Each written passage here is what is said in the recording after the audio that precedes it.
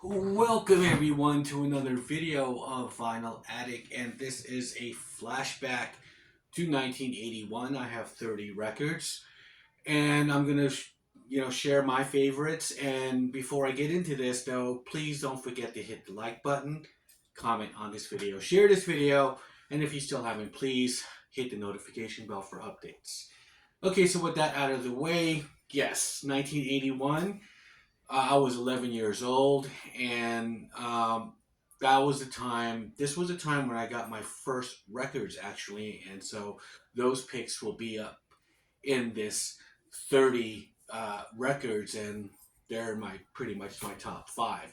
Now, getting also just kind of just what I like about these flashbacks is that it kind of just tells kind of shows us where the music scene was, how it was, and what was popular, what was the new blood, and some of the more veteran acts that are still kind of surviving.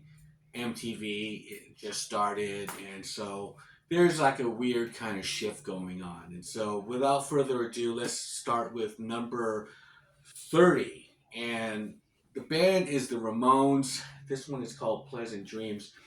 Now, the mania of punk rock is it's been gone, and these guys were the in the forefront of that. However, they were still putting out some decent albums, and with each of these albums, I'm gonna just tell you what was popular from that album, and this one was the KKK Took My Baby Away, and that was on this album, Pleasant Dreams. Now, here's a very popular song from that time of 1981, Tommy Two Tone's second album, Jenny, 8675309. How can you not remember that song? It was so catchy, and everybody was always, singing that song. It was a perfect song for the time, 8675309. It still is, and it's kind of like part of pop culture, you know. Now, debut albums is really cool looking back at 1981 because a lot of these bands, of course, become big arena, even stadium acts. And one of them is Depeche Mode. And this is number 28. And the song on here was Just Can't Get Enough. That was the big hit on here, in England mainly, but it became, as they became popular, their old catalog, everyone went and purchased their old catalog, just like any kind of band that once they get past their little cult following and they break on through to the other side, and then there you go. Another band, another debut was Duran Duran, 1981. This one, it was great. It had Girls on Film, Planet Earth, Careless Memories. That was a video. I liked Night Boat, which was a deep cut on here. It was kind of gothy. The American version that the track list had is There Something I Should Know, which was a big single in America. Um, so, veteran kind of electronic band was Kraftwerk. And this is number 26. And the song on here was Computer Love and Numbers. And this band actually became more popular in the hip hop world because of Africa Bambaataa. Stole a lot from Kraftwerk. This was like his favorite band, and Planet Rock is taken from a lot of Kraftwerk material, and they would actually put out a song Tour de France, which would be in the Break-In movie, where when that became popular, and so they used their song. So they were pretty much getting crossed over to the hip hop culture. Now, coming in at number 25 is Def Leppard. This is their second album, and it's produced by John Mutt Lang. And he would do the next album, which pretty much, takes over the next album. Pretty much, they conquer the world with Pyromania, and then of course Hysteria. But this is the first time where you have songs like Bringing on the Heartbreak. That was a big success, and High and Dry Saturday Night. I love that song. So Def Leppard, yeah, makes my 30 for the flashback. And here's another one from the new wave stuff, right? Or it's this way. The Human League, and this is the Dare album, and of course the song on here was Don't You Want Me. So great track, great song. 23, the Tom Tom Club. This is two members from the Talking Heads are on here, and Wordy Rapping Hood is one of the songs that's pretty popular here, and of course Genius of Love, which would later be sampled by Mariah Carey, and I didn't really care for that, but this is the one that you want. Okay, so Tom Tom Club. And straight after being in the Runaways, she goes solo as Joan Jett and the Blackhearts. He puts together her little band here. I Love Rock and Roll. Remember that one? And Crimson and Clover. Great. There they are, the Blackhearts. And coming in at number 21, Killers by Iron Maiden. Paul Di'Anno, he passed away this year. Yeah, this is a great album. This is my favorite, second favorite Iron Maiden album. My first favorite is Seventh Son of a Seventh Son, but this is the second one right here, Killers. Great album. Now, going into the top 20, as far as another debut, this is from Minneapolis. This is The Time, and this is pretty much one of Prince's protege bands. He writes all the music in here. He plays all the instruments on here, pretty much, and he just has this band representing it. And his name here is called Jamie Starr. It's produced by Jamie Starr, one of Prince's aliases, right? So the songs on here is Cool, and that was a single. However, it's 10 minutes long on here. There's only 6 songs on here, and they're pretty long funk new waves albums. The Stick, which is a deep cut on here, but Get It Up is the opening track, and that would later be remade by TLC. But of course, the original is always better. And speaking of Prince, of course, he's number 19, and this is the album, which is following, I thought, his breakthrough, his first masterpiece is Dirty Mind. This one was not bad. Controversies on here, the title track. They're longer songs. Of course, Ronnie talked to Russia because Ronald Reagan is the president at the time. Annie Christian is when he starts doing these weird kind of deep cuts, and he has a lot of kind of backwards tracking and just kind of weird sound effects. And those are the songs that I really love by Prince. And Jack You Off at the end, great rocker. So this is it, Controversy. Now, here we have number 18, classic 70s hard rock band Blue Oyster Cult. And this is Fire of Unknown Origin. I love that album cover. This is probably one of the probably best album covers. They don't make album covers like this anymore. This is really cool.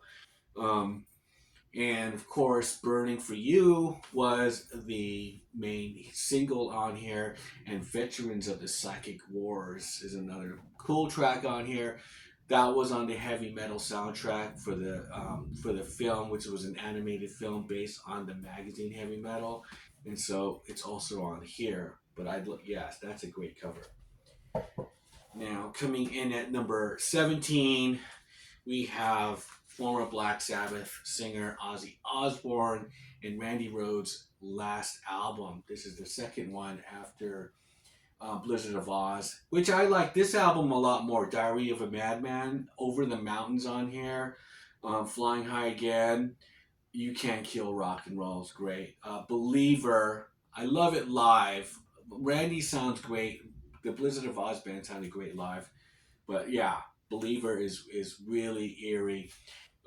And around this time, of course, he was giving Eddie Van Halen a run for his money. And of course, that's who I have next at number 16.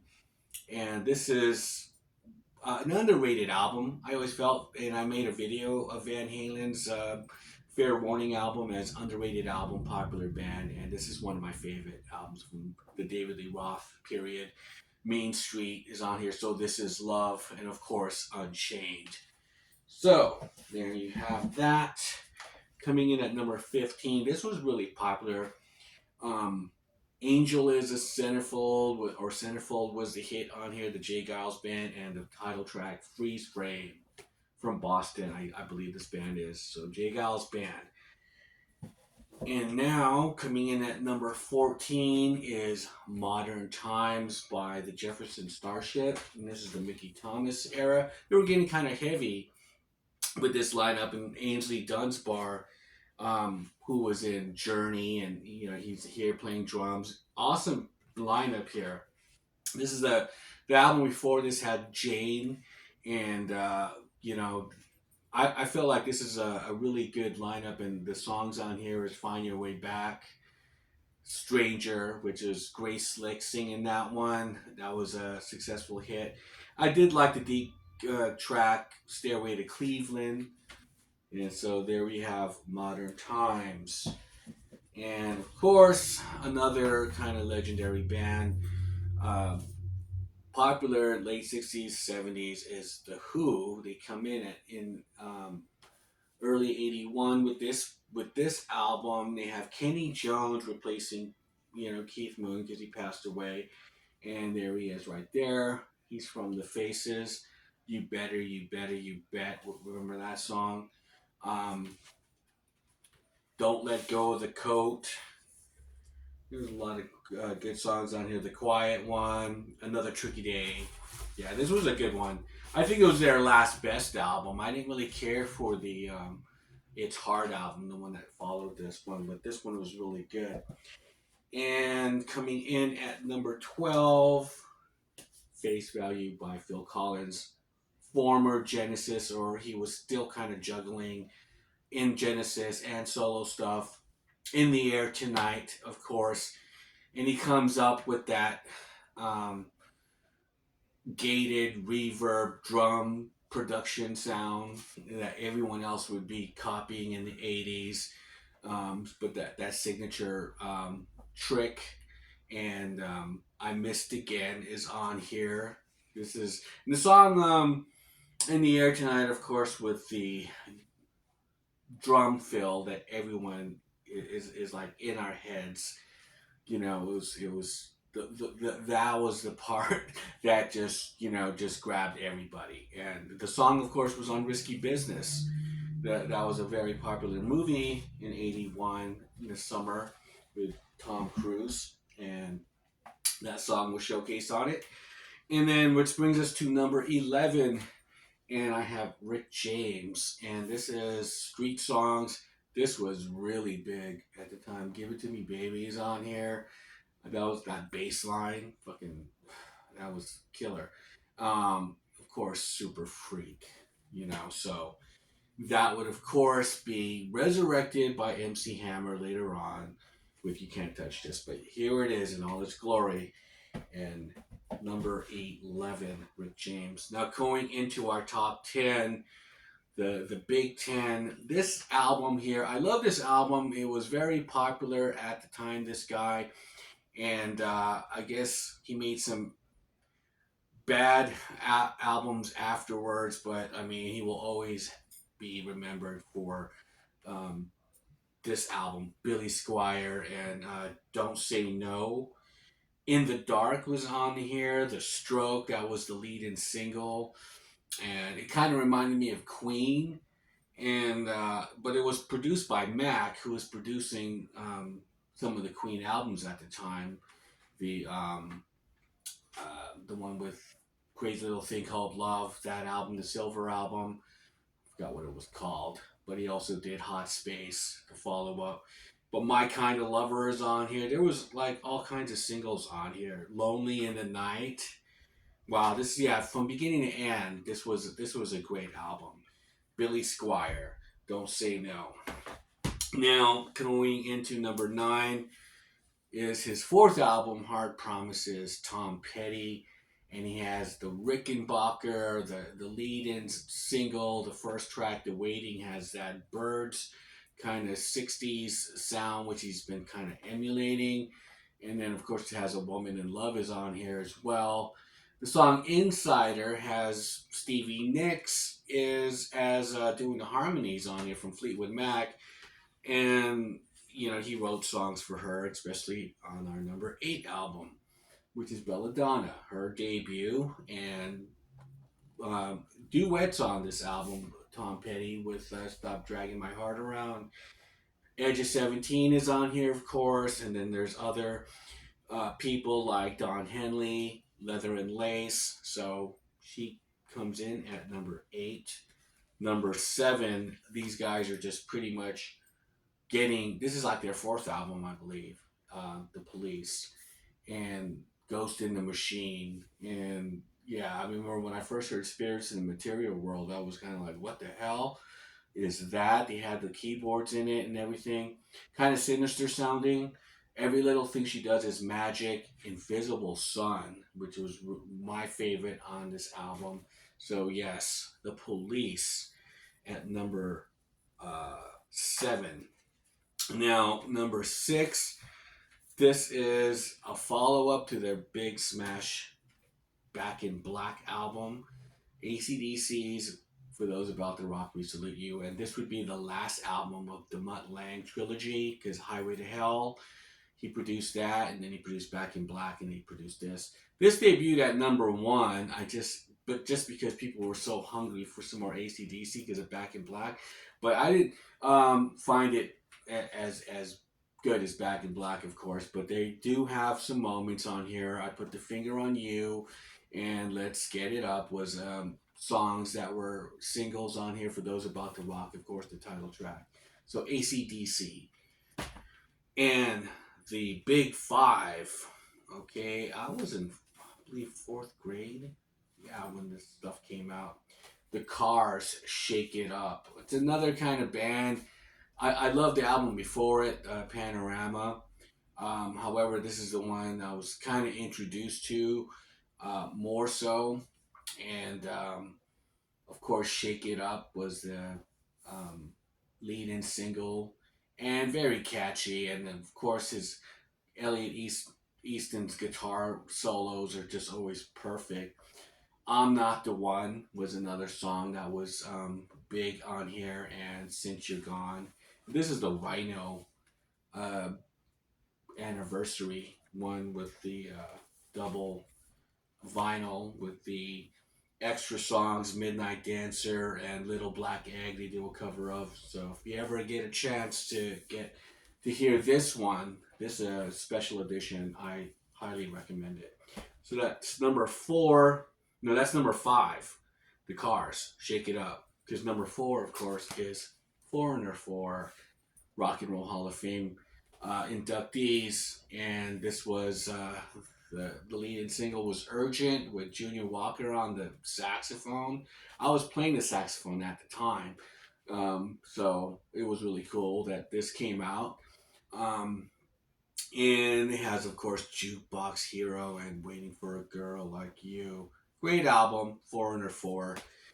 And these next 2 albums, I got, were my first albums. I only wanted one of them, but then I also got, because my mother bought them for me. We were on a naval base or a military base in El Toro in California.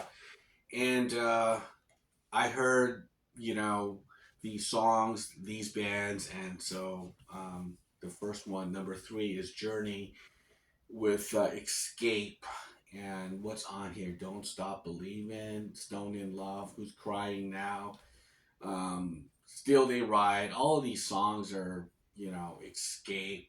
Even though they're deep cuts and everything, dead or live, they still play them, you know, on their set list. I saw them the last time they were here in Vegas. Open Arms, of course, is the last track. First one with Jonathan Cain too. They got, and I loved Greg, but Jonathan came in from the Babies, and yeah, great album. But this one was my number 2 here. Is like The first time I heard this on the radio, I just kept on going, "Who is that?" And I go, I was really into sci-fi, and so his voice sounded like an android, and the music did not sound like anything else. Yeah, it was. They were just pretty much. It was Rush music. You know, his voice, his vocal style wasn't rooted to blues. It wasn't rooted to country or anything. You know, so um, this album, Moving Pictures, what's on here? Tom Sawyer, Red Barchetta, YYZ, Limelight, First Side, excellent. And of course, The Camera Eye starts side two. And that was the first time I ever seen a song that long on an album. I was amazed, you know. And so Witch Hunt and Vital Signs is the album closer, which is them kind of doing that reggae thing because they were kind of into what the Police were doing. Perfect album, right? Number two. And which brings us to number one of 1981, Flashback. And of course, got to give it to the Rolling Stones. Start Me Up is on here. You got, well, not only the tracks are on here that are just from beginning to end perfect, no filler, um, but you got Mick on the front, and you got Keith in the back. But yes, Little T and A, which is a song that Keith sings. Waiting on a Friend. I remember that one, that video. Neighbors. You know, it's just, yeah. This, and when they put out an album, it's just like a big deal at the time. And Tattoo You was like coming into the 80s was just like perfect. So that is my 30 albums, my 30 records of a Flashback from 1981. What are your thoughts? Did I forget anything that should be in there? That this is my kind of top 30 of just things that are close to me, you know, of albums and the music. And I don't know what year I'm gonna go through next time. I gotta step into my time machine. But 1981 was a pretty cool year, especially having the Duran Durans and the Depeche Modes, and you know some of that kind of stuff was kind of interesting. While you still had the Stones and you know some of the funk, new wave of Prince and Rick James, and you know it's a very interesting time to say the least. So that is my video on that. You know, like again, leave me a comment, and with that, I'll shut up and I'll see you guys on the next one. Bye.